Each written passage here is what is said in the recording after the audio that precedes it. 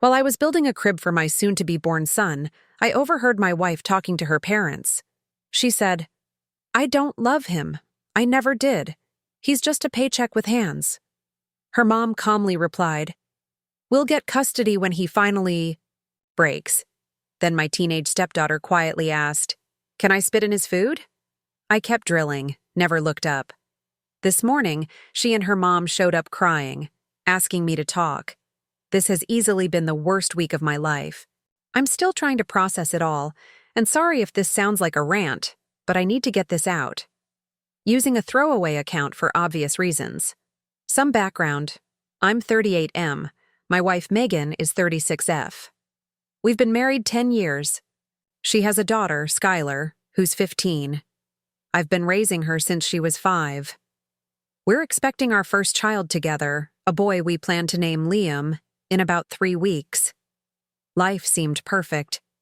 We had a nice place in the suburbs, solid savings, and I thought we were happy. Turns out I've been a complete fool. Last Saturday, I was in the garage putting together the crib, one of those nightmare DIY kits with a million pieces.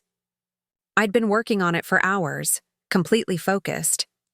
The garage door was cracked for ventilation, and the kitchen window is just above it. I could hear Megan, her mom Bernice, and Skyler talking. At first, it was just background chatter. Then, I heard my name. Normally, I wouldn't listen in, but hearing your name makes you tune in, right? What I heard next froze me mid-drill. Megan was venting about the baby coming, which seemed normal. But then she started complaining about me, said I was annoying, too clingy, and then came the part I can't get out of my head. I don't love him. Never did. He's just a paycheck with hands. Her mom just agreed, said they'd take custody once I finally snapped. Then Skyler, this girl I've cared for like my own, asked if she could spit in my food. I didn't react, just kept drilling, feeling like someone ripped my heart out. I finished that crib on autopilot, my mind racing. When I came inside, they were all cheerful. Megan asked if I wanted lunch. I thought about Skyler's words and nearly threw up. I said I wasn't hungry, went to the bathroom, locked the door, and had the quietest breakdown of my life. For 6 days, I've been pretending everything's fine while planning my escape. I sleep next to someone who sees me as a walking ATM. I cook breakfast for a teen who wants to poison me. I rub the belly of the woman carrying my child, knowing she plans to take him from me. And the worst part is, now I realize the signs were there all along. I just didn't want to see them. I've always managed our money. I earn more than Megan, but never questioned supporting her and Skyler. I paid for her to go back to school, bought Skyler her phone, laptop, clothes, you name it. Megan always said she wanted separate accounts for independence. Now I get why. Yesterday, I checked our joint account. She's been moving small amounts of money out for months, so small I wouldn't notice. I checked her Amazon history too. She's been shipping baby items to her mom's house. I had no clue. I looked at our messages. So many lies. Nights she said she was working late. She was actually out with friends. Pictures on Google Photos of her at restaurants during those work nights. No hard proof of cheating, but definitely enough to prove dishonesty. Now I feel like I'm trapped in a nightmare. My son's almost here. I'm sure Megan is planning to leave as soon as she feels secure. And her mom is in on it. I can't sleep, can't eat. I still act excited about the baby while I feel completely numb. The mind game of sitting at dinner, smiling and chatting about names, knowing they see me as nothing more than a bank account. I've been recording conversations with my smartwatch, got a lawyer consultation lined up, started saving copies of every financial document, screenshotting everything that shows her lies. Every time Skyler asks for anything, I want to ask if she'll be spitting in my food again. This is the same kid I taught to ride a bike, took to her first day of middle school, stayed up all night with when she was sick. Now I know it was all fake, just playing nice with the wallet. This morning, Megan asked if I could paint the nursery this weekend. Said the doctor told her to rest because of high blood pressure. I smiled and said, sure, no problem. But inside I was screaming. I know I need to confront them, but not yet. Not until I have every piece in place. I have to protect my son. That's the only thing keeping me from losing it. They may see me as a paycheck, but there's no way I'm letting them take him. Megan's been texting me all day about the baby shower, asking if I can grab decorations, acting like everything's normal. Like she didn't just destroy everything with a single sentence. The worst part is knowing I'll sleep next to her, tonight, pretending I don't know a thing. Pretending the woman I've loved for 10 years doesn't see me as anything but a wallet with legs. I have to keep it together until I'm ready. Sorry if this all sounds jumbled. I feel like I'm losing my mind. If anyone's been through something like this, I could use some advice. I don't even know what I'm asking. Maybe I just needed to get this off my chest. I'm talking to the lawyer next week. I'll figure out how to protect my son and myself. For now, I'm just trying to get through each day without breaking. Update. First, wow, thank you for all the replies on my last post. Didn't expect that kind of support. Sorry I vanished, but life's been total chaos. For those who missed it, I'm the guy who heard his pregnant wife say I'm just a paycheck with hands. Her mom and daughter were in on it too. Lovely bunch. Quick update. Liam was born early, but healthy. 6 pounds, 4 ounces. These last 2 months have been a weird twilight zone, pretending everything's normal while carefully unraveling our life. The hospital was surreal. Cutting the cord, knowing the woman next to me sees me as an ATM. Looking at this little boy who's half me and half someone who's been plotting behind my back. I cried in the hospital bathroom. Not exactly the magical moment people talk about. I've been carrying out what I jokingly call Operation Ghost Protocol. Yes, I'm a nerd even during a crisis. Here's what I've done. Met with a lawyer the day after we came home. Cost me $1,000, but totally worth it. Got solid. Advice on protecting myself and securing paternity and custody rights. I've been redirecting some of my paycheck to a new account at a different bank. Small enough not to raise red flags, but enough to build a safety net. Bought a voice-activated recorder for the nursery, completely legal in my state. Capturing some very interesting conversations while I'm not around. Rented a small apartment on the other side of town. Paid 3 months in advance. I've been slowly moving things over, just clothes and personal stuff, nothing she'd miss right away. I started documenting everything, took photos of all the baby items I bought, kept every receipt, and recorded each time I did a night feeding or changed a diaper. I set up a shared cloud folder with my lawyer to store all the evidence, including the original recordings where they referred to me as a paycheck. But the most disturbing moment came last week. Skyler actually spit in my coffee when she thought I wasn't watching. I had recently installed a security camera in the kitchen after my last post, and it caught the entire thing in 4K. She looked right at the mug, spit in it, and stirred it with this smug little smirk that made my stomach drop. This is the same kid I've raised since she was in kindergarten. The one I taught to ride a bike, took shopping for her first school dance, helped with school projects. Now all those memories feel like they happened to someone else. Megan and her mom, Bernice, have only gotten worse since Liam was born. They leave me out of decisions about my own son. Just yesterday, Bernice suggested they take him for the weekend so I could get a break. I smiled and said that was sweet, while mentally logging it in my evidence folder. The creepiest part is how Megan acts like the perfect wife in public, posting happy family photos, tagging me in emotional posts about what an amazing dad I am. Everyone replies with hearts, completely clueless about what's really going on. Meanwhile, she's texting her mom saying I'm annoying for wanting to hold my own child too much. Yes, I see those texts. Another tip from my lawyer. When you're the one who sets up the family's tech, Cloud backups are magic. I've been playing the part of the tired but loving dad, getting up at night, changing diapers, doing the laundry, while Megan tells her friends I don't help enough. The gaslighting is unbelievable. She'll literally watch me do something, then go tell someone I never do it. What hurts the most is, I love being Liam's dad.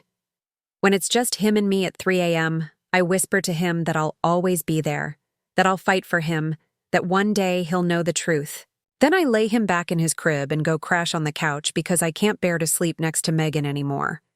My lawyer says I've built a strong case for at least 50-50 custody, maybe more, based on what we've collected. Everything's falling into place now. It's all about timing. I've been waiting for the right moment to leave, and it's finally here. Tomorrow, Megan, Bernice, and Skyler are going shopping for Skyler's birthday. Mall, lunch, nails, the whole day. This morning while Megan was in the shower, I loaded the last of my stuff into the car. Once they leave, I'm grabbing Liam's travel crib, some essentials, and the dog. They haven't noticed I've been taking him to daycare more often to get him used to being away from the house. The toughest part is Skyler. No matter what, I've been her dad for 10 years. But after that recorded conversation and the spitting incident, I just can't forgive her. She's old enough to know better. Still, leaving her feels like cutting off a limb. I wrote her a letter explaining that despite everything, I loved her like my own. Maybe she'll read it one day and understand. Maybe not. Megan keeps asking why I'm so quiet lately. I tell her I'm just exhausted from the baby. She has no idea what's coming. Honestly, there's a part of me that's looking forward to the moment she realizes I wasn't the pushover she thought I was, that I heard everything, and I've been 10 steps ahead all along. I keep double-checking my go bag to make sure I've packed all the essentials. Documents, birth certificates, insurance cards, Liam's medical info. Funny how 10 years of marriage fits into 2 duffel bags and a backpack. Is it wrong that I feel excited, not just for the revenge but the freedom? Not having to fake anything anymore. Just being able to breathe again without drowning in lies. Maybe that makes me a bad person. Maybe I should have confronted them sooner or tried harder to fix things. But you can't fix people who only see you as a utility. You can't reason with someone who never loved you. All you can do is protect yourself and your child from the damage. The plan's simple. Once Liam and I are settled, I'll send Megan a single screenshot. Skyler spitting in my coffee. Nothing else. Then I'll shut off my phone for 24 hours and let them panic. The next day, my lawyer will contact her with the custody terms and divorce papers. Wish me luck, Reddit. The next time I post, it'll be from our new place. Me and my son, safe, starting fresh. This isn't the life I thought I'd have, but maybe the best revenge is just refusing to be a victim anymore. Final update. It's been 3 months since that post.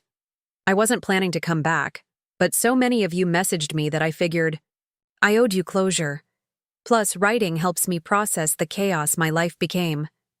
First off, Liam is doing great. He's 4 months old now and starting to babble. The kid's got a pair of lungs that keep me up all night, but I don't even mind.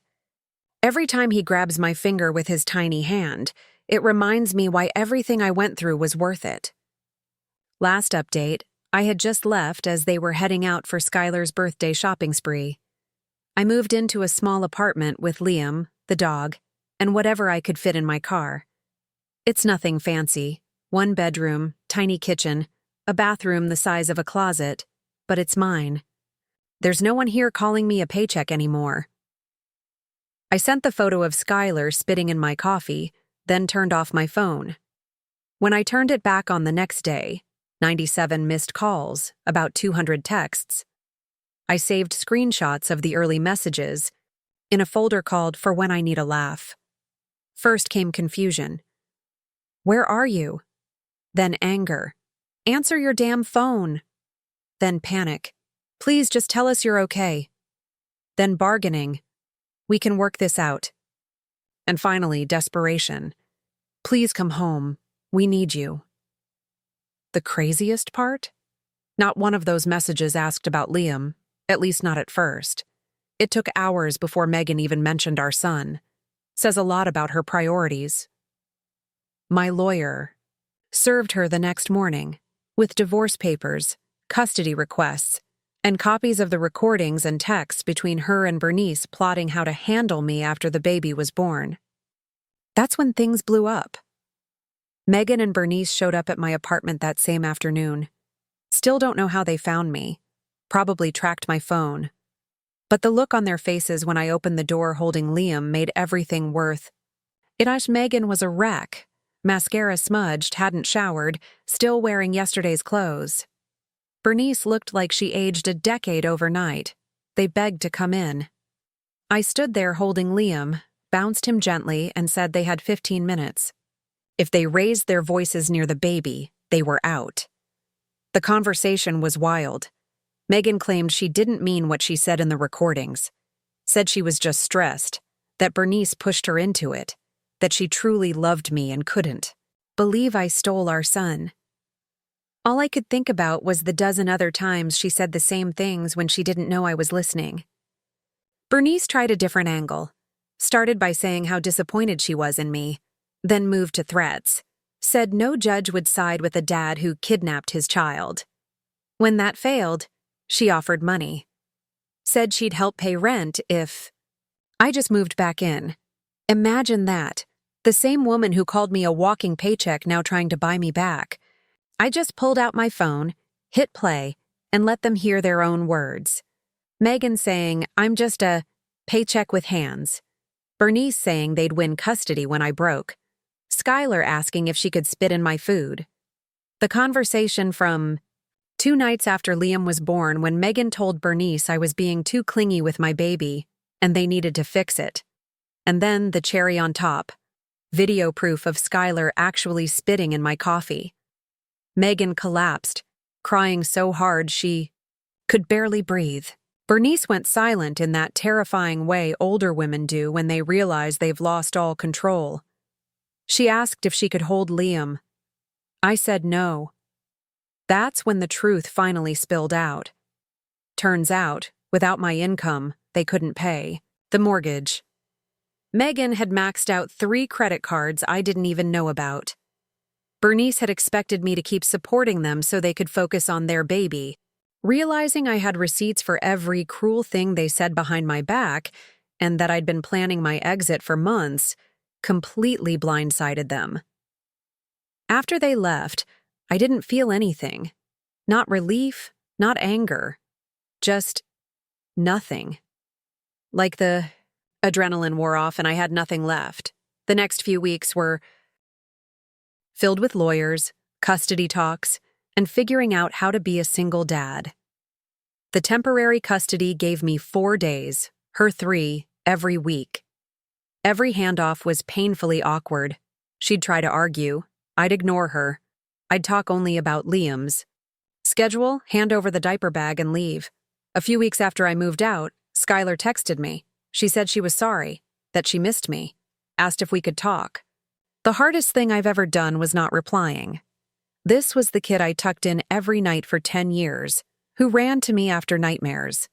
But every time I thought about giving in, I'd remember the look on her face when she spit in my coffee. The ease of it, like she'd done it before. Some wounds don't heal. The court date came sooner than expected. My lawyer was incredible, brought in all the receipts, the texts, the videos, the recordings. Megan's lawyer tried to say I set them up, said recording without consent was illegal. It's not in our state. The judge didn't buy it. And when they saw the financial records, how Megan had been hiding money in credit cards, it was over. Final custody decision. I got primary physical custody. Megan gets every other weekend and 1 dinner a week. She pays child support. Ironic, considering that paycheck with hands comment. She had to move in with Bernice after the house sold because she couldn't afford rent. That was 2 months ago. Things have finally settled. I found a better apartment, 2 bedrooms even. A little yard for the dog.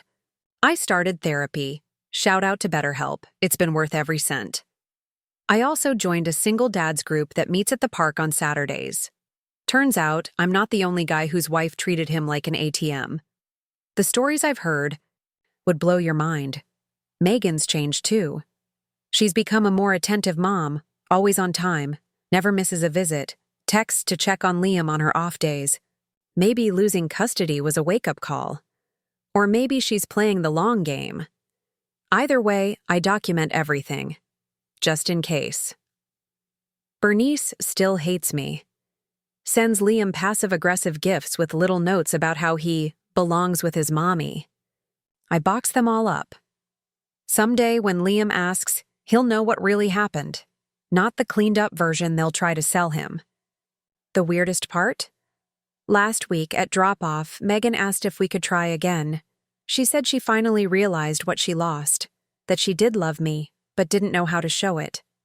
I looked at her holding our son, thought about how peaceful my little apartment is now, how I don't worry about someone spitting in my food or trashing me behind my back. And I told her no. Her face when she realized I meant it, that's when I finally felt free. So here we are, 1 year later. Not the life I planned, but maybe it's the life I needed. Liam's first birthday is coming up next month. I'm planning a small party with just a few close friends. Megan gets her time with him the next day. We're not friends. We're not enemies.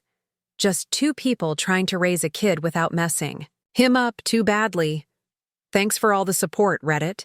I couldn't have made it without you. Life's still a mess, but at least now it's real.